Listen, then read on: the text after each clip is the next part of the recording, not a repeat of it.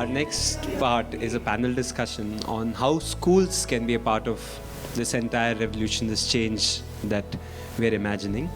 And it's a mixed panel with a diverse group of people who are going to be there. To moderate the panel, I'm really happy to invite, again, an integral part of our Bhumi family, Rama Kumar.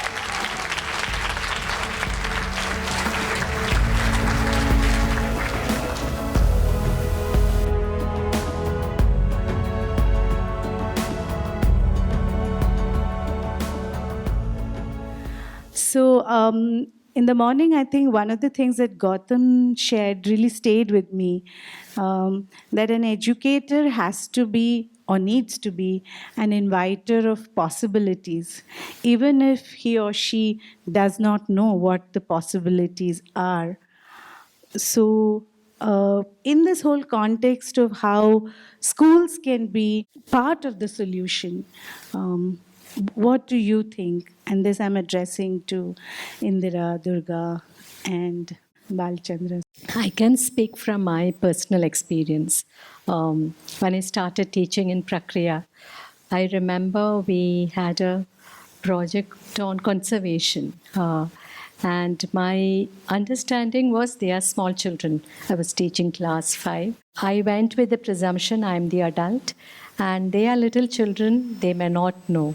But what I realized for myself then, which stands true today also, is that my role is to just open that window and they may not understand the technicalities of certain things, but that is only one aspect of the learning process. I think what those bunch of class 5 children, when we engaged with them with regard to a pond project that we did, with regard to a lake project that we did, was if I relate to them and open up that window for them, that is a learning. I think my role is only that. So that what Gautam talked about is very true for me, because to open that possibilities. So in that sense, I do look at the school space as a space of possibilities for the adult, for me as a teacher, and also for children. There are also the regular stuff that needs to happen. But if I learn to anchor in the world of possibilities, when I learn to anchor in the world of the wisdom, in the world of the processes, and not get caught with that world of products, I mean in the sense the marks and the test and the exams, I think life emerges beautifully for me in that process, for the entire community of children, parents, and all of them. Yeah. Based on my small experience working with the government school, I think it's important to engage teachers like not as an additional to the syllabus, because they already have enough of work. And so what we did was like we identified the opportunities which we can teach things about nature, about the outdoor classrooms and all that within that syllabus, and we gave the opportunities for learning from surrounding nature, so that this will not give an additional work to the teachers, and then only they can actually participate in these kind of activities. Otherwise, teachers don't like to, and even the parents don't like their children to go out all the time and do those things. So if it is part of their curriculum and if it helps to understand better, then I think teachers and the education department and the kids will enjoy that and they learn better. That's what I think, what I learned from my experience from last couple of years. So I think the whole journey of Purna in some ways has been this imagining and then making things possible. I mean, right in the beginning, when I actually resigned my job and pulled the children out, it was just a possibility. I mean, there were questions, will these children finish school? I mean, now I have a grandchild and my children did finish school. And I mean, it, the experiment never started with money or resources, but things got built organically. And a recent example, we have a very limited land in the city. You know, our country being as populated as it is, there's huge pressure on land. And the teachers and the students wanted to do a project of growing ragi, a millet. And where was the land? And as chance would have it, the possibility opened up. One of our support staff actually had land nearby, and she very happily allowed the children to do farming there. And now, similarly, when they do gardening, it's on the plot of another parent's land which is nearby. There are immense possibilities in the way children can explore their own lives and how they connect. And I think we need to be open, we need to allow imaginations to flourish, and we needn't sort of predetermine which way things are going. And I think the teacher for all this is actually nature. You see, you know, even in Bangalore, the way it has grown over the last 30 years, sometimes it is hard not to become very despairing. But then suddenly on that Hosur road, which has, you know, grown wider and wider and engulfed everything, suddenly through the drain, through all the mess, you will see a people springing up. And for me, the people, the Ashwath, is really magical, because everywhere you see that tree sprouting up, that is the scope of possibilities. And I take inspiration all the time by watching. And, you know, the fact that there are still birds in the city, that's another, opens up another possibility. And I think what Gautama said is true. You need to be alive, and you need to share your imagination and listen to other people's imagination, and then possibilities get created. Samir, I would like to go to you next. So, as a parent, what has been your experience of children's imagination being fired to be part of the solution? So, first up, like just to get back to the imagination point, I mean, the school does play. Everybody does, but the kids are in school a really long part of the day. The school plays a huge role in opening up their minds to the fact that you can imagine new possibilities, new ways of doing things. And this happened very strongly when Prakriya was moving to the mixed activity group.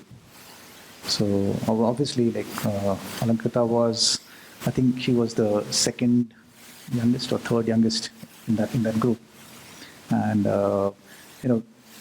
and I saw parallel in how the behavior went at home as well, because the friend circle was very limited to their own age groups, right? But as this happened in school, and the school was clearly having a very open conversation about, we are trying this out, this is a new idea, this will take time to evolve, and the kids kind of, despite their apprehensions, they went with it, and I saw the change at home as well. So her friend circle is a much wider circle. She's opened up to the idea of whatever happened in the classroom with the mixed activity group actually translated to a lot of lessons in life as well. So the flexibility in the school, the idea of new possibilities, it translates really. And kids always watch what you do, not what you say, right? You know that. So at school, what you do happens all the time. The fact that it's not only the boundaries inside the school they interact with, but a large area around, they go for walks around, that they have questions and ideas, and it's not how much impact they can have, but they are continuously engaged with the lake around, with the village around, with they're thinking about it. So even if it's not always a sense of ownership, there is a dialogue with this continuously, and they come back and talk about all of this. Right. So I think the school has a huge role to play in that. I'd like to go to you next, Rishika. As a learner, how do you think looking at things beyond the textbook, beyond the curriculum, delving deep into what you care about, or having spaces to do that, How do you think that has shaped you in your journey? So, with the question you asked earlier also about inviting possibilities, I think, I've been lucky to have been a student of 2 alternative spaces. And I think knowing that there are possibilities, though they're not right in front of you, you can look for them. And I think that shows you that change is possible, that you're not helpless in the situation. And school being the first world you really spend time in away from home, knowing that change is possible there, I think when you spend time and energy in that kind of space and you see things changing and things happening, I think there's certain empowerment in that, knowing that things can be changed, and then it's extrapolated to the situation outside school, in the world outside. So I think for me, both these spaces have given me a lot of confidence that things can change, things can move, it doesn't have to stay stagnant, and that it's not necessarily as hopeless as it may seem. So, yeah. So the next question, again, I'll take it back to the educators. A lot of times, in schools, even though the intent may be to bring that consciousness to children, to care about deeper issues, but quite often it ends up being very tokenistic. Some practices are there, but it ends up being tokenistic. So how have you tackled that? How have you looked at practices in your institutions which are more long-lasting, which enables that caring and concern, and allows deeper thinking? I'm not sure when you say tokenistic. I think that can happen if people are trying to follow a set of instructions or something that has been handed down to them. And there is a tendency for people to do that, because to acknowledge that we are really free at one level.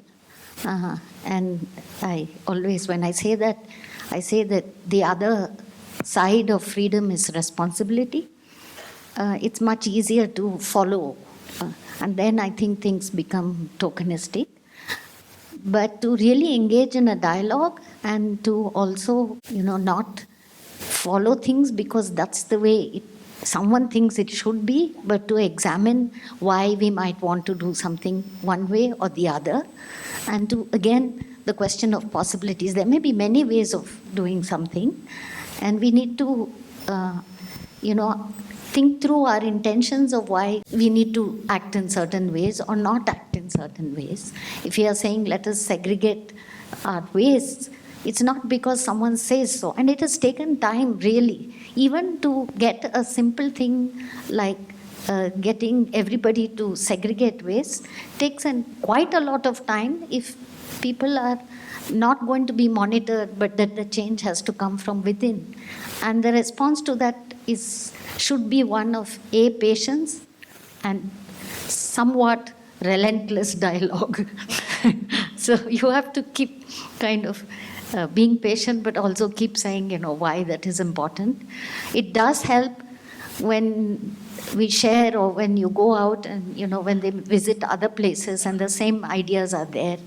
And I think that's one of the nice things about the conference, where we can all take hope from each other, like Ishika said, and you find that the words have a resonance.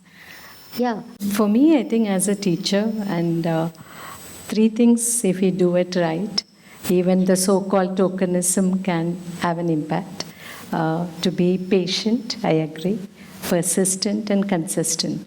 So I think if I'm able to do that as a teacher, to a large extent, what you talked about, the tokenism, I think even that little bit has an impact. That said, I also want to say a few things that we have tried in Prakriya, where we got rid of this subject called computers, and we made craft an integral part of the curriculum, because we said craft is very important. It is purely from I think, fine and gross motor skills to understanding and working with the texture of the materials I do, and also to going back to sustainability principle in terms of using the local resources. I think wealth out of waste. These are all slogans that we hear, to even practice that. So one example I can definitely give you is that. Another, so I think this stands out, that if all of us as teachers put our effort into certain things that we fundamentally believe in, then the impact is always there in the community of learners. And also, even if I look at it, it is not to change children or to make an impact on children so that they all go down the street and become activists of a kind, but is to my objective or my role is to sow the seed. The seed may sprout tomorrow, it may sprout after 40 years, it may sprout after 10 days, I don't know. But the intent with which I sow the seed is also important. In that sense, I feel tokenism, not tokenism, doesn't matter. To sow the seed with the intent, I think that is important. I think kids have they are really interested to explore the things. They are keen on learning things. So if you provide the space for them to explore the things, they will learn by themselves. For example, like if we have a small chapter, I think in 5th or 6th standard, there is a chapter in government school about the habitats. We have developed models around our nature school, which is Kannada and called as Kalikakanu. We developed a model of about 5-6 different habitats, like caves and all kind of things. So, but in the exam, when one of the kids wrote about 20 pages about the habitat itself, like she wrote about 25 different habitats kind of things. And none of them there in the syllabus, of course. Syllabus, they have only 6 type of habitats. But all these habitats they will only find out and explore from the forest or other places, and they try to write that. And so I think if you make them free to explore the things around the place, then I think they will learn by themselves. It's just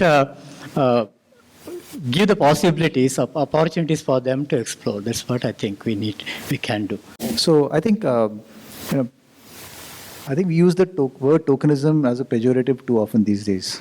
Tokenism is institutionally very important. The ideal is very important, and you'll relate to this. For those of how many Prakriya teachers around here? Wow. Okay. Okay. My daughter is still in school, so. Yeah. So Prakriya disallows junk food of any sort in school, right? And for birthdays, you have to carry chikki. So we've had very long debates at home around, both my kids went to Prakriya, one is still there. We have had very long debates about the need for balance and all of that. And one fine day we went to KFC, and lo and behold, one of their teachers was there. So that sparked off a real big one. So, but then these debates were good because we highlighted that yes, there is balance in everybody's life, but institutions do need to take a stand, and they do need to set an ideal. And what you said, over time, even that tokenism has helped, and the kids self-check themselves. We don't have to. In fact, when once in a blue moon we are ordering something, we have to explain to them, okay, this is not becoming a habit. Don't worry about it. So it does seep in, it does rub in that this is the right thing to do. This is the ideal. Even if we don't do it every day, this is a good goal to pursue. So to you, Rishika, when you engage with your peer group, do they see you as this green warrior or this nerdy person who has deep question about a lot of things? how do you handle your mindfulness and consciousness with also being chilled out with them? I actually haven't thought of what my peer group thinks of me, but I relate to them with some things, not with other things. But still, there are conversations and the relationship continues. So, I mean, because I know the reason for why I am sticking to some things and why I think some things are important, that keeps me there. So, and when I do have conflicts, then I think about it, and later it becomes all right. And once I have a clarity on why I'm doing something, it doesn't bother. So you're able to hold yourself without apology, you're saying? I think so. You make it sound very flattering, but I haven't thought of it in such terms. But yeah, I have been comfortable.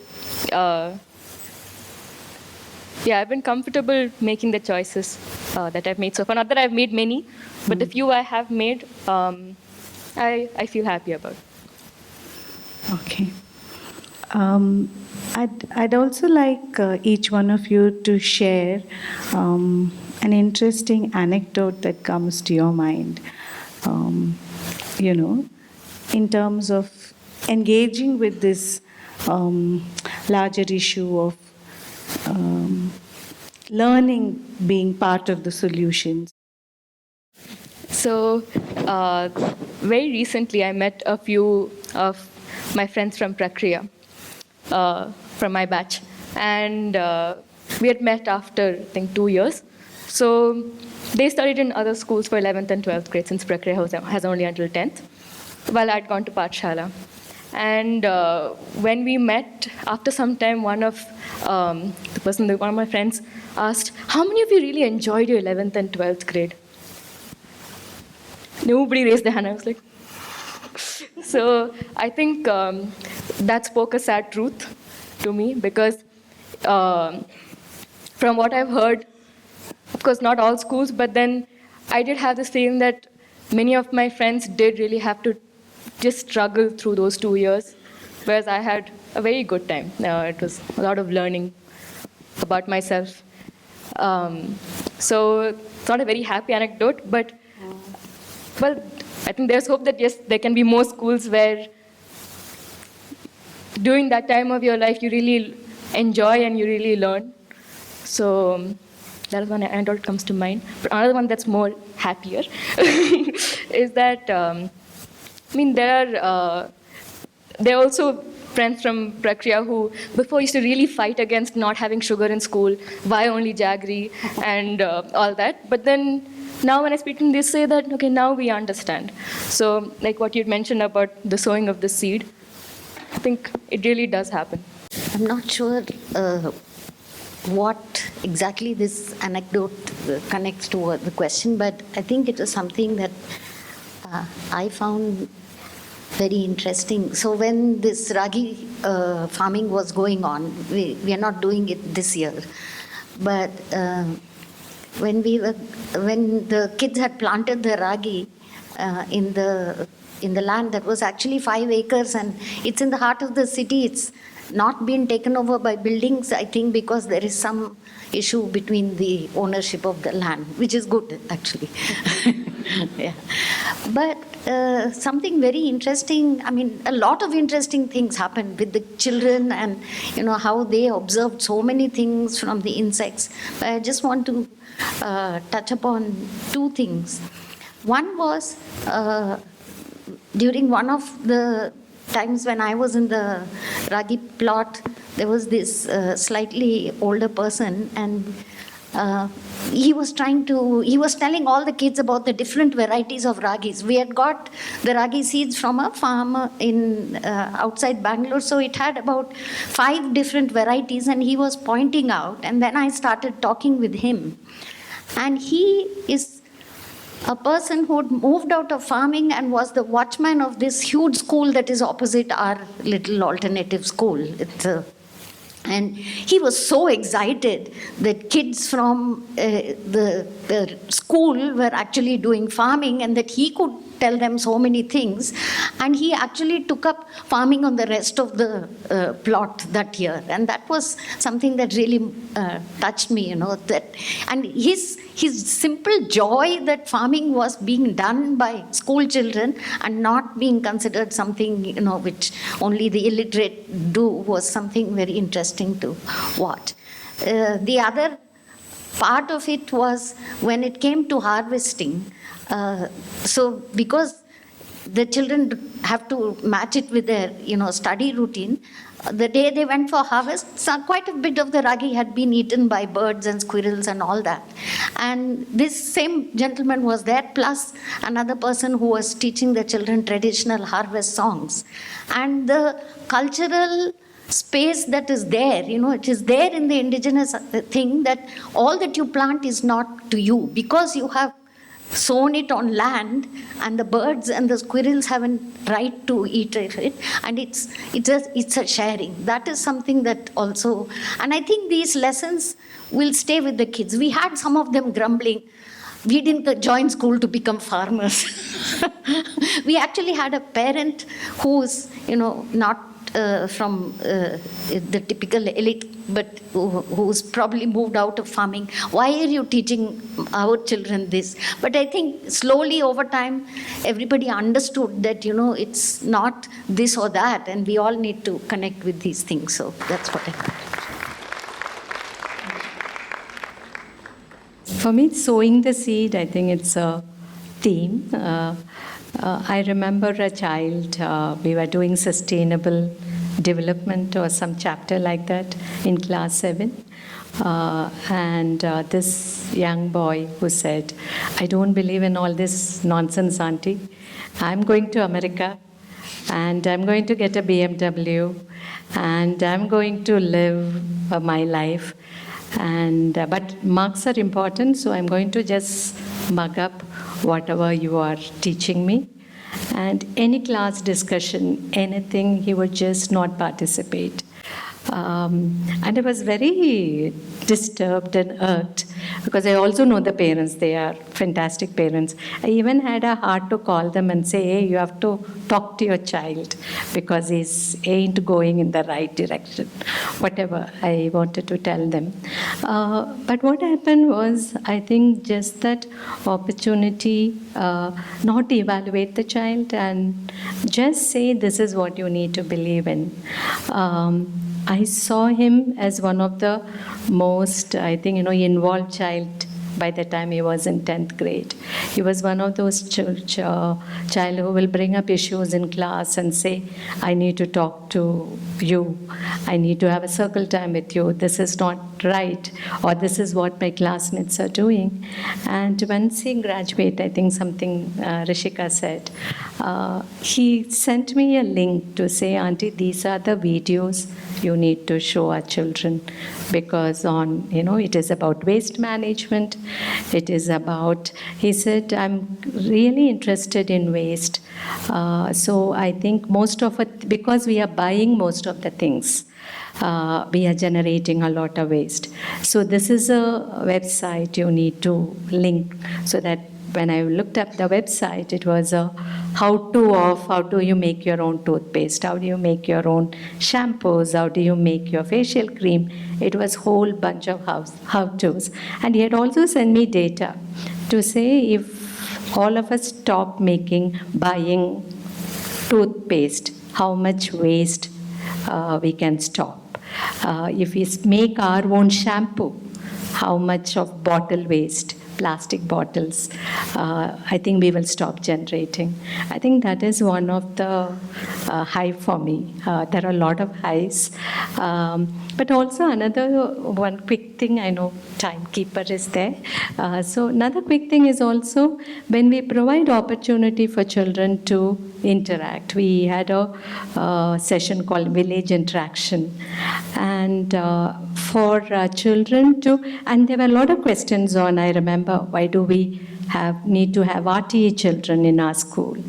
And I don't know, part of civics or something, we did a exercise where we took the children and then we looked at, the issues in an urban space and a rural space or a semi-urban space. It really opened up a lot of windows for children. That also I remember. A lot of anecdotes there, but I don't have time.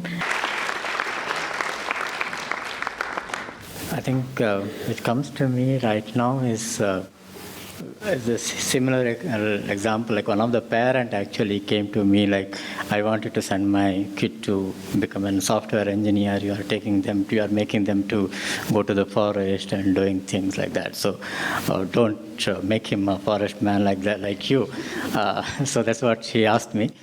But he already passed the kid already. He was really interested kid actually. So he went and his father was like not ready to send other than medical or engineering.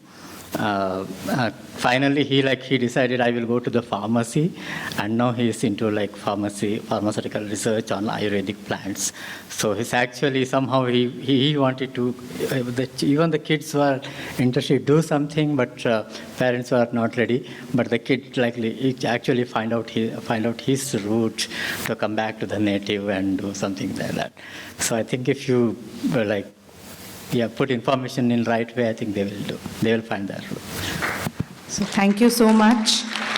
I think what I take away is a lot of times we get caught with models, but if we start from belief and follow that, then I believe the path opens up with possibilities.